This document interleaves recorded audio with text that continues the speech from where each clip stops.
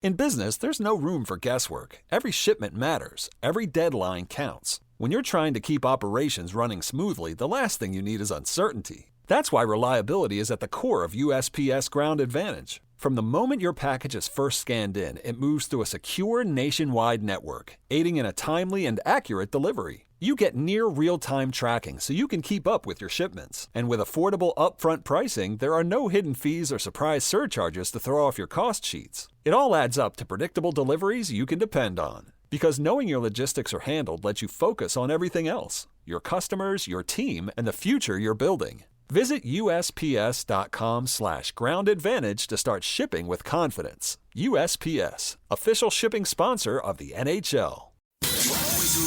Follow the money. That's what I always say. You always follow the money. Yeah. This is Follow the Money with Mitch Moss and Paulie Howard on VSiN. Here we go. Welcome in. It is Follow the Money on VSiN, the Sports Betting Network. Mitch Moss, Paulie Howard with you live downtown Vegas. Circa Resort Casino is the spot. Very busy 3-hour program lined up today. Tons on the World Cup. Today's Major League Baseball card. Tons of reaction as well from the NBA draft and more on the offseason as well. NFL betting guide. Great guests on the program, including Brian Geltzeiler, Sirius XM NBA Radio. His takeaways from the draft last night, round one. Mike Palm in studio. We're doing this every day during the Cup. One segue with Mike, his best bets. He had some great advice yesterday for the next round of group play, and his big bet on the England game came in. Dallin Cuff as well on the World Cup, and Zach Cohen was awesome last night previewing the draft right after us here on the network, getting you ready, and has a ton of write-ups as well for the NFL in this upcoming season. Okay, so 2 games in action as we speak for the World Cup, and one game is completely explosive, and that is the Bosnia match against Qatar. It's 2-1. Steve Wiss came on the show yesterday, and he gave out both teams a score. That's a winner already. And in the other match, Canada and Switzerland, Paulie, didn't a lot of people say that the draw was maybe a good bet in this game?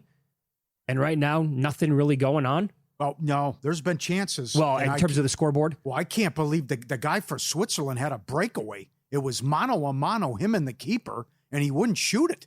He kept waiting and waiting and waiting, and the keeper knocked it away.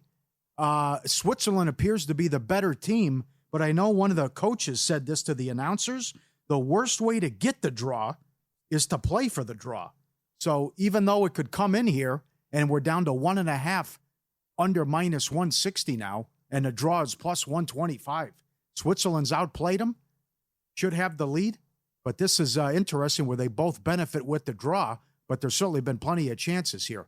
I would not take the over, but if they had to play a side to win, I think Switzerland would get the 1-0 victory. In the other one... Hold on real quick. Let me add this to that match. So I saw some books before the match started move the draw to below 2-1. And now we have a full half of football in the bag, and it has basically moved 70, not even 75 cents. Yeah. So you can still get plus 125 right now on the draw. I would not do that. I'm just saying, like... I know they both benefit, and that's what they want, but they certainly are going for it, and there's been plenty of chances and opportunities. Not to mention you could get a penalty as well. Yeah, my whole takeaway from that is we have half the game in the bag already, and it hasn't even moved a full number yet. So it was below 2-1, and it's still plus 125 for the draw. It feels to me like a full half done and already completed should be, you should split the bike right in half. It should be even money, no better than that for a draw. My simple man takeaway from, soccer and taking it in and looking at the numbers before they move. And again, I'm not a soccer historian. I'm betting a story and anything like that. But it just seems like that might not be that awful. But I understand your point on how it's played out so far. And I don't know, this is everyone's favorite line too. If Canada decides to park the bus, is that enough as well? Because they win the group if they get a draw. Yeah, right. Because of the goal differential when they destroyed Qatar. So that could be another way to look at it. But still, the Swiss might get one past them here in the second half. Although they've outplayed them. I would play the over in the Bosnia match at 4.5. It's 2-1 Bosnia at halftime. We had our 10th own goal of the tournament, but shots on goal, shots were 11-0 before Qatar scored to make it 2-1. It's been a complete domination, and the field has been tilted in Bosnia's direction Plenty of opportunities and chances. Total of 4.5 now. And I think, and a lot of people laid the 1.5 plus money in this one in Seattle. I think some people argue Qatar's the worst team in the tournament. Mm-hmm. And I know they had a couple red cards, but Canada had 32 shots on goal when they played Qatar. So Bosnia can advance here with a win, and I think they can open it up in the second half, and it could be a 4-1, something, 4-2. I would say the perils of sports betting in general, when it is completely one-sided like that, and you're at halftime and it's only a 1-goal lead, it feels like you should be up by much more than that. If you're a Bosnia backer here, the example would be go back to the game last night, Colombia. That is a hell of a push on the -1 for that club. I don't know how they didn't have like 4 goals in the game. Yeah. Keeper was great again, stood on his head, but also you got 2 goals disallowed and 2 goals taken away as well. In the span of like 3 minutes. 20 shots. Oh, it's brutal. I can't believe how that game played out with Colombia, and there's a goal right now in the 46th minute, and that goes to the Swiss. Yep. Oh, boy. An open shot there. Oh, boy. Squeaky bum time. Yeah, that's a big one. Mm-hmm. Let's see what they adjust it now. I said earlier, they outplayed them in the first half, and that's a big surprise. They were 245 in play now, the Swiss with the goal. Yeah, and they were plus 190 right before they made that. And they keep going up. Now minus 250. And the draw just popped from plus 125 to 3-1. So, again, some of the beats that you're going to take in the sport are unparalleled, basically. I think baseball is the only sport that compares, might be worse than soccer. But having Colombia -1, first of all, for it to almost be a loser, and how it turned into, like, all of a sudden, plenty of chances for Congo to actually, like, put the neutralizer or the equalizer, on the board. Are you serious? That easily could have been 1-1. The way that played out over the final, 25 minutes of the match. I couldn't believe what I was watching last night. Yeah. That just why am I doing this? This added stress, my heart rate before I go to bed is 400 now. Thanks, guys. Mm-hmm. Appreciate that. Well, see if they got a shot, though. Man gave them out at a big price. They played well so far. And excellent that they got the win, but sometimes it's hard to score. That's why it's crazy that these parlays keep hitting. That, a lot of times you see 1-0 or 1-1 scores. But the opportunities they had, it was ridiculous. And both goals disallowed, too, is what happened with the offsides and other shenanigans. So I'll put this out to the audience as well. Paulie going to ask you, going to ask Mike Palm this a little bit later on as well. There has to be a good angle here with Morocco in the game coming up at 6 o'clock Eastern time against Haiti. At the same time, Scotland's going to play Brazil. This is Group C. Morocco will advance with the win. They're going to win the group with a win and a better goal differential than Brazil. I don't know if that happens, though, because Brazil won 3-0. Well, so I understand that. Yeah. But is that how Morocco... Here's the point, though, is that Haiti is absolutely god-awful. And Morocco is elite defensively. I don't agree with you. I don't agree with anything you just said. I think Scotland was outplayed by Haiti. The line finally came up in the Brazil match. They're up to 320 now. I think if Morocco wins, it's 1-0, 2-0 tops. I don't mind your 2-0 that you said earlier before the show. But I think school could be out in this Brazil match. I don't understand the Scotland love here. So it comes down to motivation, though, as well, with Haiti already be eliminated if they have the bags packed. But I just don't think they're able to overcome this with the goal differential, and Brazil will win the group. Although we have a guest coming up who thinks Scotland could keep it close, though. But here's the beauty of this day and the next couple of days, is that all these matches are obviously being played at the same exact time. So if Morocco can put one on the board early here against Haiti, they did that in their last match, and they had to hang on 1-0. And it played out like that. And that total, by the way, was 2 in the game, and somehow that was a winner. But if they can put one on the board here, and that Brazil game can somehow be scoreless, I don't know, let's say 35 minutes in, and then Morocco gets another one on the board, suddenly we're tied with the goal differential? And then do both teams play the whole score? This is the beauty of why we talk about week 17, week 18 in the National Football League. Yeah. Over the years. That's why I can't wait to talk to Dallin Cuff. How USA is going to treat it, how Germany's going to treat. How are they going to treat these matches when they've already won the group? That's fascinating. What these teams are going to do if they sit people, rest people, how they treat it. I mean, that's quite the conundrum here. I also have a very high opinion on Morocco, and I have them on a bet to make the quarterfinals. And you can disagree. I absolutely am going to stick to my comment that they're phenomenal defensively. I love this team. I loved them in 2022, and so far they have really captivated my. They got my wallet for sure, and they have my attention with how they have played so far as well. Anything that you like across the board in the late games that we have? Love Brazil, like Morocco.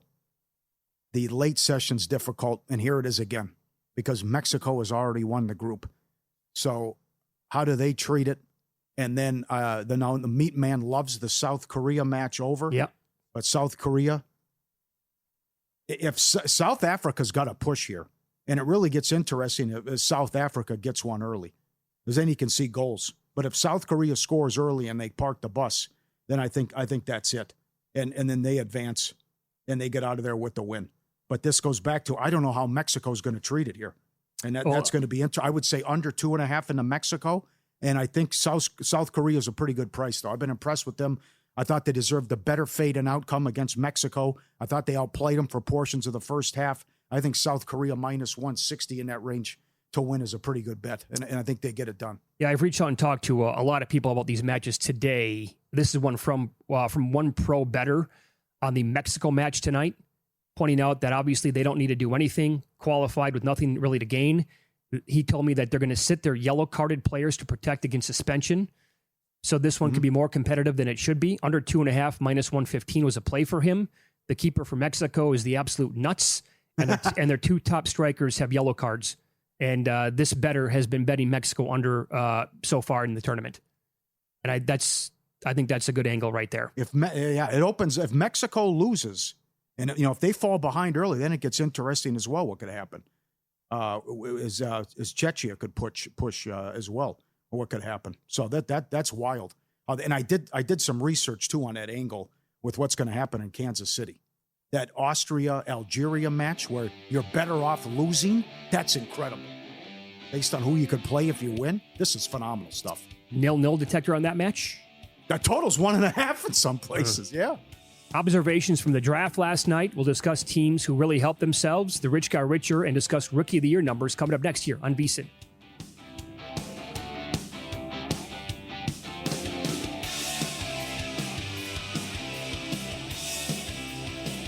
Let me get your attention real quick, podcast listeners. I've got something for you that almost feels too good to be true. First, credit where credit's due. If you're listening to this podcast, you're already leveling up your betting game. You're riding along with our best bets and top angles. And when there's a good game on, you're getting involved with a few props and alt markets as well. There's one more layer if you really want to step things up, and that's VSiN Pro. I've mentioned it before, but things are only getting better for our pro subscribers. We just rolled out our MLB prop projections, breaking down some of the best edges across strikeouts, hits, home runs, and more. And that's on top of everything else pro subscribers already get, including public betting splits, expert picks, and betting guides across the sports calendar. If you haven't tried it yet, stop sleeping on it. You can get your first month just $9.99 or save big with promo code POD26 on the annual subscription. Hit the link in the description and start cashing in with VSiN Pro. All right, back to the show.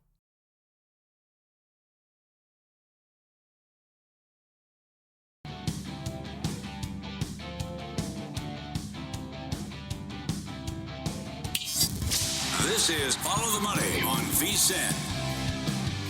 All right, so round one, NBA draft in the books.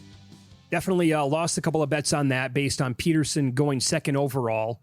And so that wiped out my Peterson bets and also took care of Boozer going number 2. With that in mind, I like it for my Utah Jazz futures better that they actually took Peterson. And I've come around on the idea of Cam Boozer being a really good pro, but I think Peterson playing for this team and how deep the Jazz are going to be now, I love having this team in pocket ready to win the West, and I can't wait to see how many sports books early on here will have maybe some differences with their win total if they don't copy and paste. Yeah. Young team with a lot of good players, and now they're finally going for it. Stunning how it was all chalk. If you followed the steam, you started off 7-0. Incredible. DeBansa, $4 up to $1,600. Peterson to go second. There's another goal on the board. Oh, boy. 2-0 Switzerland. That may have been a sizable mistake I came in late to it, but from Canada. A turnover? I think it may Giveaway? have been. Wow. Their fans are stunned, and the players the same exact thing. You got to sweat the total now. My God. 2-0 now. Boy, that's going to That go escalated crazy. quickly, huh? Yes. Span of 9 minutes of game time. 1,600 in play, draw 10-1. Bosnia is still up 2-1. So you can let me know what happened. Well, here it is with the mistake. Oh, he completely whiffed on it. Yeah. Oh, geez, guys. Should have had it, too. What are you doing here defensively? You got to have that if you're the keeper. Oh, no, that's a high school mistake by all 4 guys involved there. Oh, boy. 2-0 Swiss. Mamma mia. Peterson to go number 2, minus 140, close 450. Boozer number 3, minus 120, up to 330. It was wild. And even you want to argue the chalk came in at number 8 as well. Didn't see a surprise until Johnson goes 9th, which I know you had with the Michigan angle. So that was, to me, a big surprise that if you just follow the money, you started off 7-0. That angle did work out. Like, is it possible that Dusty May told the Mavericks, like, hey, taking this job, I want to draft one of my guys, and we'll learn more about this in the coming days. But for Johnson to go 9th at 12-1 overall, that was good. Philon to the Sixers, I thought was a solid pick. 40% on threes last year, over 5 assists. I thought he went later than... Wasn't his draft position much lower than that? But I know some people wanted him to go much higher than that. I thought the Thunder and the Spurs each had awesome drafts, with one exception. The Thunder added Mara, and you could see that coming from a mile away when he was on the board, to try to actually have a better defensive game plan for Wemby. And Bennett Sturtz, who I'm rooting for the kid, I think is going to be awesome. I think if Oklahoma City would have taken a Corey from Stanford, it would have been watch the hell out. I'm surprised they passed on him. Because that would have been, are you serious? This kid who averaged 23 points a game and was a top recruit going into that class last year anyway, was phenomenal in the ACC, and Oklahoma City could have had him, and maybe Sturtz is better, or equally as good. Mm-hmm. But I thought that was good, and I thought San Antonio with the game plan of getting Quaitnance, if he can stay healthy, and then Terrace Reed from UConn, 2 big guys like that? Oh, mamma mia, that's not fair. Yeah. Both teams there. Yep, good job by the Thunder. I also loved the story with Yaxel. He hated Curry because he was a Kyrie fan growing up. But now he's that was a good acquisition. Do you think that teams ahead of Golden State last night are going to regret not taking him? I think that, yes. I think he's going to have a good career. So do I. I know. I think he can have an impact on Golden State and in the league starting immediately next year. Mm-hmm.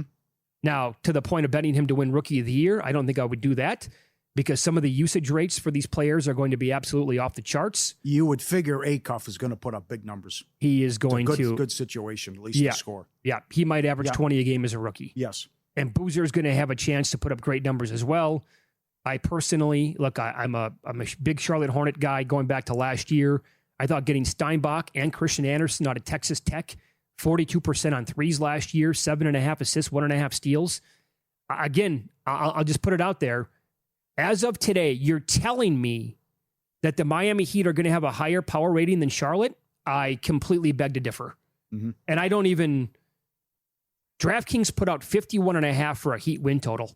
51.5.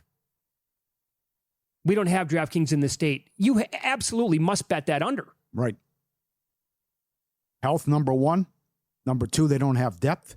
That is a 3 or 4 seed based on what happened last year. Cleveland 152, the Knicks 153. Oh my God. They're not on that level. Yeah. There's just no way. No, absolutely, Paul. Now, I'll give them more time here in terms of, what can they be, like a 6 seed, 7 seed, something like that, and what they can be defensively, but what they can add from more pieces. But if you lose Powell, and it looks like that's going to happen, there's just numerous teams that are better in the East that has a lot of depth now too, from top to bottom. Mm-hmm. That's way too aggressive. No way. No, we're on the same page. I mean, we're talking about, man, we ran down the list yesterday. The Hawks are going to be, I think. Hawks are better. I'm confident of that. Hawks are better. Charlotte was right there with them. But I know Cleveland, the Knicks, Boston, Detroit better, and Indiana's better. Jeff Sherman was on with Money Moves, a longtime odds maker here in Las Vegas before we popped on. I thought he had a good point, and he said if you put this current Heat team on the court at the same time against Charlotte, he used Charlotte as the example. He said, how do they keep up? How do they match Charlotte 3 for 3? Like Charlotte, they were awesome last year because they just have countless guys who could bury the 3. And then that's such a big part of the NBA game today. If they take 45, 50 threes and they hit 20 of them, like you're going to get buried like that more times than not. And like who's on this Heat roster where you're like, well, now Knepel has 4 threes against us. And here's Kobe White with a couple. And here's Ball who's bombing away. And now they got Anderson and they got Brandon Miller who's awesome. You just traded away some of your best players and you essentially don't have like any other than Powell, and you're not going to bring Powell back evidently. Yeah. Like how do it. And what are you going to be all-time good defensively? Is that your game plan? Yeah. You agree with I'm going to talk the Gelts coming up. You think Milwaukee blew this? If they would have traded him last summer, there would have been more of a bidding war and could have got a better return? Maybe. A lot of people say they completely blew this. Oh, not completely. There's no way because they have, I mean, to get what they got for him at this stage of the game. I mean, if they would have gotten this last year, would you have scoffed at it? I don't think last summer, though, he said it's 2 choices or that's it. I think it was opened up to the entire association, which would have helped him out. But when it's apparently only down to Boston and Miami, and then everyone knew for months what the Miami offer was, I thought Milwaukee was in a tough spot about what they could get in return. But will they keep these guys or flip them? That's the other thing. Big question, yeah. Because that's another one. I didn't even mention Detroit. I think Detroit's better. Yeah. And what if Detroit adds Hero and they get more scoring? And they could be a possible destination for Hero. Then that's another one. So I got to see how the Bucks decide to play this. Yeah, I think that the only, again, looking under 51.5, betting that is the only play. Yes. And then hoping that these books put up like yes, no playoff numbers right away, and there's a good enough number on the Heat to miss the playoffs. What if Giannis gets hurt? Where's their depth? Definitely. And he's been banged up now for years running. He hasn't played 70 games since the pandemic. Yeah. Yeah. I know Riley's not big into load management, but they're going to have to work that out too. And with the West, with your Utah tickets, or who can make the playoffs in the West? And that's so strong top to bottom. But Golden State was the 10 seed in the play-in. They were 8 games under 500. Crazy. So that opens the door for someone to sneak in there too if he can just win a play-in game or two and get hot. Because maybe that might be the same thing. That 37, 38 wins will do it. That you're in this. To get you to the play-in. At least the play-in, right. Right. Because the Jazz certainly didn't try and tank down the stretch, and now they're going to go for it, and they have such a strong roster and supporting cast now. Did you see what Windhorst said today about LeBron? Jared Allen? Yeah. I saw they signed Reeves. That's option number 1. So they got that done. But I think they would love to get Allen, but I don't know what Cleveland would do with that. Here is I want to get the exact quote here from Windhorst. And yeah, of course, the computer's being a little bit slow right now. But Windhorst has been the man again this week. He always is in the offseason when it comes to the NBA. Yeah, he said today the Lakers would be very open to trading LeBron for Jared Allen. Quote, obviously, LeBron would have to want to sign with the Cavs, but if your pathway to paying LeBron the money is to trade Jared Allen for him, the Lakers would kill in capital letters for Jared Allen, kill for him, all right? They would do it in 17/10 of a second. Yeah. And when Sherman was on today with JVT and Stormy, and Sherman's a lifelong Lakers guy, he goes, I wouldn't even hesitate. I would do that deal if they could get Jared Allen for LeBron James. Yep. It's a great story. It's the largest contract ever for a guy who was undrafted. Oh, with Reeves. Yeah. Almost $200 million. But you got to get a center for Luka. And that's the next order of business, too. But it's to the point now. I just think you might retire. You don't want to be a no man and a vagabond and go out this way. I don't disagree. Right? All right, more off-season chatter up next. If you had to place one bet on a team to win its conference, which team would it be? We'll ask Brian Geltzeiler, Sirius XM NBA Radio, coming up next.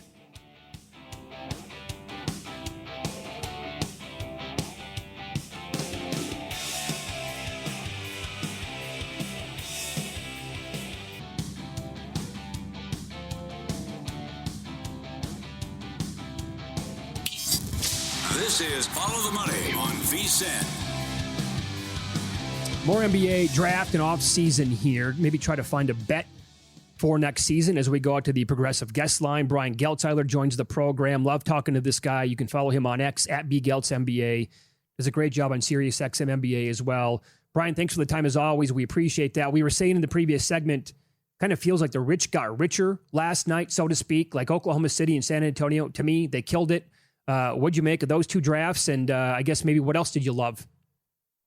Well, listen, OKC's got a model here, guys. And the model has to do with we're going to sign short-term contracts to anybody that's not one of our big three. And then when those contracts expire, we're going to replenish with rookie scale guys and be able to rely on those guys to be supporting players. Last night, you saw that Adai Mara was picked at number 12, who is a very good pick for them because he's one of these guys with enough length and enough skill that he can give Victor Wembanyama a little bit of a hard time and lets them match up better with San Antonio. Isaiah Hartenstein's got a team option for $29 million this year. They don't have to exercise it now. And last year they took Thomas Sorber, who spent the entire year hurt. They got two guys in center position on rookie scale deals to go along with Holmgren here that they can take shots with that they'll probably hit on one of them. They may hit on both of them. So, yeah, I agree with you on the rich got richer there. I liked what Oklahoma City did last night. And, again, this is the model in its execution. They went and got Sturts as well, who fits what they like to do. Maybe a little bit too similar playing style to Jared McCain for my taste. But, listen, McCain's coming off his rookie scale deal in 2 years anyway. So they kind of give themselves some options there as well. And the other thing is he's not as big, but he's similar to Nikola Topic as well, who they'll have this year. My point is OKC, the depth doesn't wane, guys. They are still, the rich get richer is a nice way to put it. Did the Nets make a mistake? I know you're a big Acuff fan. I love Darius Acuff, and I can't believe that the Nets and Mikal Brown may be fine. They happen to like him a lot. I can't believe you left a potential generational player as a point guard. And I think Acuff would have been a top 2, top 3 pick in any other draft. I can't believe they left him on the board. It's hard for me to believe after last year's draft situation. I know people have made last year out to be a disaster with the 5 firsts in a weak draft. Out of those guys, you're going to have 3 of them that end up being NBA players. They needed to hit this one. And frankly, with Brown, I thought they took more risk than they needed to. Brown's a very talented kid. But when you talk to people about Brown, there's concerns about shot selection and discipline and even just little things like changing speeds. So, there's stuff you absolutely are concerned with Brown. And don't get me wrong, guys. Acuff is not going to be a shutdown defensive player. But this is a guy who is favorably drawing comparisons offensively to Damian Lillard. And I think he has for good reason. And okay, you got a lot here. A lot of people criticizing Milwaukee that they waited too long to trade Giannis. Are you in that camp? And what'd you think of the return? I thought the return was paltry. I thought the return was the best they could do under the circumstances. They traded him 2 years too late. They sat there for 2 years trying to pry a championship window open that was nailed shut. And I can forgive him for doing it for 1 year because the guy won you a title. He's a generational star, and he's one of the top 20 to 25 players ever to play the sport. That's a fact. He also hasn't been healthy in the playoffs in the last 3 times he's been in the playoffs. And this past year, they didn't get in the playoffs. So it's for them, they held them just way too long. And now you get in a situation where the best offers they had were the Miami draft capital and the poo-poo platter of players that they got, or you had a Jaylen Brown package. But they didn't trade for Jaylen Brown because, A, they weren't positive he was going to want to be there. Number one. Number two, they weren't sure they could get the draft capital in a deal for Jaylen Brown that they were being offered by Miami for Giannis. This was all about draft capital. And what they bet on by taking this year's pick in a stacked draft and by taking 2030 and 2032 is by that time Giannis is going to be over the hill, Miami is going to be terrible, and they're going to have a chance at higher picks. Plus, the other thing about taking a 2030 and 2032 is you don't know what the system is going to be. This particular lottery system only carries you to 2029. So you're not going to get the benefits of Miami being bad as much as you would the rolling the dice a little on 2030 and 2032. One more thought here on this trade, which has to do with Khalil Ware, who has got all the skill in the world. You watch this kid come out and go 20 and 15 with 3 blocks and hit 3 threes. And then the following night, he's going to play 6 minutes because he's not interested in playing basketball that night. He's so inconsistent that way. And we saw the same thing at Indiana with Mike Woodson when he was there for that 1 year. So for Ware, as much as he's a guy that's got all the ability in the world and all the skill in the world, I don't know that he's going to be somebody that Milwaukee can count on or rely on. It's a little bit of a Hail Mary when if he had just done this thing early, you didn't have to do this kind of Hail Mary. Yeah, fair enough. By the way, World Cup right now, Canada with a goal. They trail Switzerland now 2-1 as we approach the 77th minute. Brian Geltzeiler, our guest, talking NBA offseason. He's on the Progressive Guest Line, Sirius XM NBA Radio. DraftKings put up a win total for the Miami Heat of 51.5. I mean, they have a lot of work to do. I said yesterday, I hope they have a couple of aces up their sleeve to get the depth, the shooting, the ball handling overall. I don't know how they win 52 games at this point. Where do you right now, and this can change in the next month, 2 months, whatever. Right now, where would you have the Heat in the pecking order of the East? Well, first of all, I'd lean into the under on that number for two reasons. Number one, how many games Giannis going to play? Yeah. If Giannis is going to play 68 games, 70 games, that's a number you can go over with. If Giannis is going to play 58 games, that's not an over. That's an under. So that's one part of this.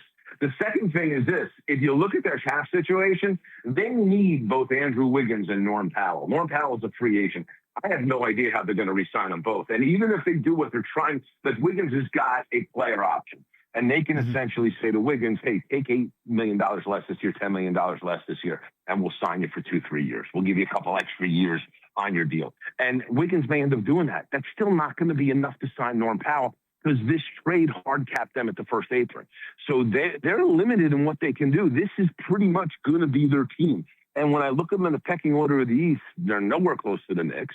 And at their best, with a healthy Giannis, they're right there with Cleveland, Detroit, and Boston. So listen, if you can elevate yourself, you elevate yourself, right? You never know what happens, who gets hurt when things drop. And the Knicks have had this gift of incredible health over time, and that's worked out well for them. But by the same token, like you just with where Miami is right now, with what they just leaned into. You'd like to see Giannis surrounded by a better team. I hate to say this because Giannis, he tried to get out of there for a long time.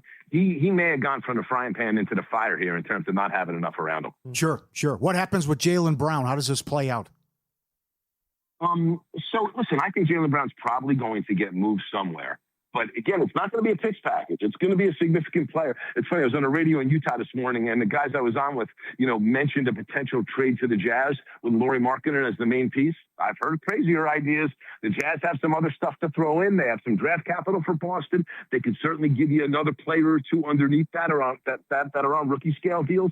And I think Jaylen Brown doesn't really want to be there anymore. I think he had a taste of his own team. He really liked it. And now that he's been shopped like this, I think it's kind of soiled there. I really do. And it's not, and people want to make it out between him and Tatum. Him and Tatum are great. This is him in the organization. And I think he's just kind of run his cycle there. So I think Jaylen Brown's likely to get moved, but I think you're going to see like a team like Houston, I think is going to definitely kick the tires on what they could get for Jaylen Brown, but realize it's not going to be one of these pick-laden packages. It's got to be a significant player that can help Boston be a title contender this year. Yeah. Well, Brian, you brought him up, and I wanted to ask you about a bet you made anyway, maybe next offseason. I have the Jazz 150-1 to win the West. I love this team. I love they took Peterson last night. I think they're deep. I think they got a lot of young scoring, obviously. My God, if they would add Jaylen Brown, double me, I would like to double up on that bet. Is there a team that you want to be a part of next year going into the season? First of all, I you know what? Can I go partners with you on that Utah bet? Okay. Because I love Utah. What they just did here with Peterson, first of all, I'm a huge Peterson fan. You guys know that. We've talked about that before. And maybe I'm a little biased. My partner, Sam Mitchell, coached him for 50 games over 2 summers in AAU and adores the kid. Competitive fire, spirit, but one of the guys when he's with the guys. And really, when you watch him play and watch him work out, I haven't seen a player this smooth come into the league since Kobe Bryant in terms of just how smooth his movements are and how just he's such a smooth, good player. And the other thing about him that I think people underrate is he's a killer defensively. He guards people like he's got a lot of competitive spirit and competitive fire and incredibly talented. I look at the backcourt of him and Ace Bailey and George, I think you got a nice little 3-man backcourt there to go with your bigs in the front court. I think Utah's a very, very dangerous team, you know? So you kind of look at them, and I think they can be somebody very, very interesting in terms of where they went. I'll keep an eye on Atlanta for next year. I think Atlanta makes a big jump. I think keeping McCollum was a very, very smart thing on their part. Yeah, very good. Noted. Brian, you're the best. Yes. Love talking to you, man. Great spot as always. Thank you. Enjoy our round 2 tonight. Always my pleasure, boys. We'll talk to you soon. Take care. Brian Geltzeiler, Sirius XM NBA Radio, at BGeltzNBA on X as well. He is spectacular every time he's on the show here. I'm with him on Atlanta. Yeah? That's at least 6 teams better than Miami. Okay. Yeah. Win, lose next. A lot of big numbers cashed last night during the draft, and some truly ridiculous beats that Paulie will detail coming up on Follow the Money. It's VSiN, the Sports Betting Network.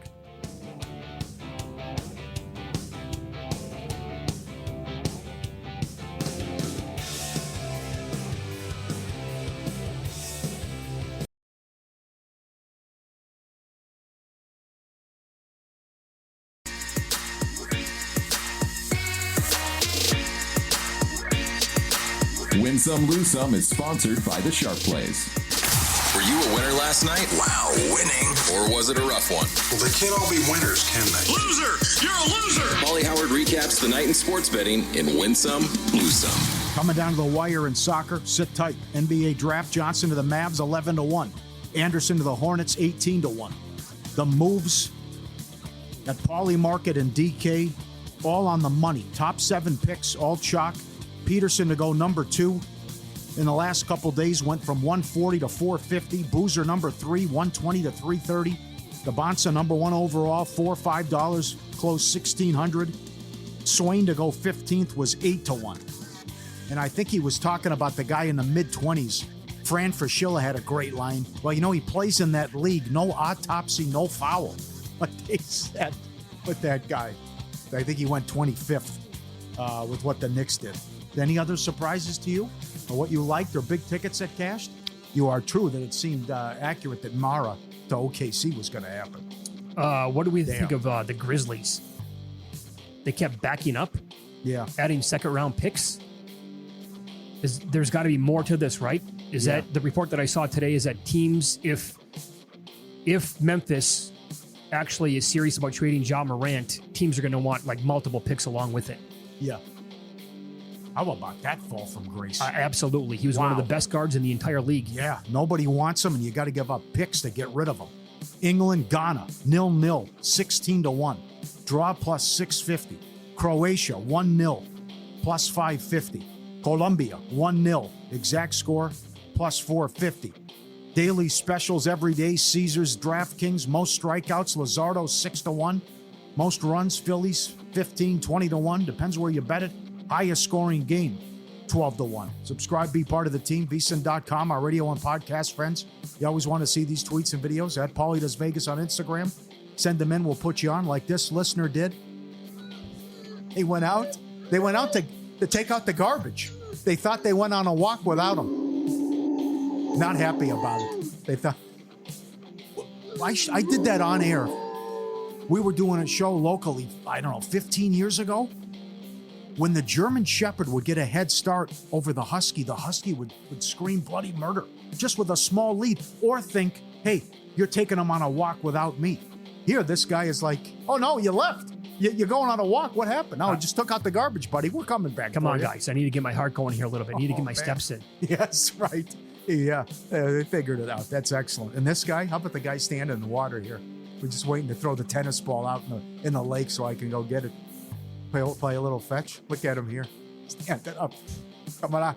Throw it already. Come on. Play fetch. You don't see this one all day. No. All time. That's awesome. Excellent. You mentioned it, the bad beats. 2 outs, nobody on in the 9th for the Nats. And they give up an 8th spot and lose in the 9th. 2 strikeout to start the inning. And then all hell breaks loose in multiple home runs. Columbia minus a goal. Vicious push. 20 shots, 2 goals disallowed. Sharp Plays has been with us since day one. Jeff and the crew do a great job, and the sports calendar never stops. Logs posted publicly at sharpplays.com, respected, watched, and feared. They reach out to over 500 sources and bettors worldwide. and send it out to the subscribers in real time. They hit all the sports as well. Start winning with them, sharpplays.com. Couple minutes left. What do we have? Okay, so Canada trailing the Swiss still 2-1. And as every second goes by, the number on the Swiss to win keeps going up. They're an $8 favorite. The draw is plus 550. Bosnia took a 3-1 lead. I believe that came around the 80th minute in that match. So here's the deal. What I'm looking at right now, as it stands with these scores, Bosnia would play the U.S. Oh, that's huge. And July 1st, I believe. They moved it now. It's Thursday, July 2nd. Okay, that'd be awesome. That Very winnable match. One would think. Yes. I guess careful what you wish for, but I would agree with you. And I think a lot of people, I mean, on Thursday, man. Did you see? I think if that's the time, Luke, can you confirm if that's the time? What do you got? I think it might be a day game again. Oh, well, there's before July 4th weekend, people are going to say, give me Thursday, Friday off. I'm not, come on. Before yesterday, there was a scenario. We play England and Philly on the 4th of July. Yeah. I mean, come on. Right. But I'd love to see that route if it's Bosnia and they're going to advance. Switzerland trying to hang on, they would win the group. Canada wins the group if they draw even here. Do you want to get based on goal differential? Go ahead. Do you want me to go beyond the bracket right now? Kind of like beyond the booth? Yes. Here at Circa? If they beat Bosnia? So again, let me get way ahead of myself right now. But if they were to beat Bosnia, they would then, in the next round, get the winner of Egypt and Cape Verde. Oh. That would be in the final 16. Oh, I love it. What a draw. We're good, and we're better than those teams. I think Egypt, Cape Verde would be tricky. But you would, here's what we're looking at beyond that then. If you want to go to the quarterfinals then, the way it stands again right now, in real time, if they were to beat the winner of Egypt, Cape Verde, and move on, that's when we're talking about a step up in competition. Are we Elite Eight then? That's Elite Eight. That's the quarters. Yes. That would be Spain, Austria, or Portugal, Ghana. And I would, just looking at the favorites there, it would probably be Spain or Portugal then. And Ghana's no pushover. I understand that. We could beat Portugal. Oh, yeah. Can we beat Spain? Yeah. Okay, so you want me to advance the U.S. one more? Well, Spain's going to be tough. Let's say let's say we get Portugal and then they beat them. Well, then forget about it. Then, I mean, if that's going to be the case, then anything can happen, right? Mm-hmm. Good path. Are you telling me that there's some hope here? It's a good path. Portugal drew with Congo, right? So you saw what Colombia did to them. Was that the... You're not scared of Portugal. Have the group right? Whoever they drew with. So Congo had a 1-1 draw with somebody. I'm blanking on that. I believe Portugal scored 5 minutes in, and then that was it. And that was it, okay. The draw. So that keeper was incredible last night. Oh, what a chance by Canada. Oh, boy. A header off the corner kick. Got 3 minutes left here. So, yeah, okay. You're not afraid of Portugal. Yeah. Come on. Get out of here. Well, come on. You saw what Colombia did to Congo. And if they get out of there with a 1-1 draw against Portugal. Yeah. All this pre-tournament talk about Portugal being the team to beat. We can't beat France. I don't think we would score against Argentina, but I'm here for anything else. Yeah. Now it's cocky American, but I mean, this is for most of my life we've stunk. Of course, most of our life. So the fact that we've already won the group and what we've done with the goals, and we have, we're potent. We have firepower. And we're dangerous, baby. To win 4-1. You don't want to get in front of this freight train. 2-0. Absolutely. But use another Bosnia goal. Again, I will point this out. If you would have asked like a ton of people who follow this team religiously, look, there's a good chance that we're going to have Bosnia in the round of 32. Would you sign up for that? Yeah. I think And then Egypt? I think like 90+% of people would say, give me the dotted line right now. Yeah. That's your path to the quarters? Mm-hmm. Come on. And I would like our chances against Portugal or Ghana as well. Well, I got to say, I don't think Ghana would score. I don't think Ghana would score against us. Would Portugal score against Ghana? Now, Portugal's got the great midfield, obviously. Ronaldo hit 2 yesterday. Ghana is like phenomenal defensively. Yep. That popped again yesterday. Yep. Swiss better be careful here. Oh, this would be with their food. This would be no good for me, by the way. I have the Netherlands and Morocco to reach the quarterfinals. They would play as of right now in the round of 32. Mm-hmm. Netherlands is dangerous. They can score. Oh, yeah. They are going to take Tunisia out behind the woodshed. That is going to get ugly. 100%. That could be 5-0. I'm here for the alts. Like Alex and Luca playing with, go over the team total, go over the game over. Netherlands. Oh, they're going to kill them. No, I did not hear too many people make the case for Germany to win the whole thing before it started. No, they're not a lot of a lot of strong opinions on them. But as of right now, again, I got to point this out. The way it stands, Germany would play Paraguay in the last 32. If they were to win that match, Germany would get France in the last 16. Okay. Down at the bottom, Colombia last night. I agree with you. I think Colombia is dangerous.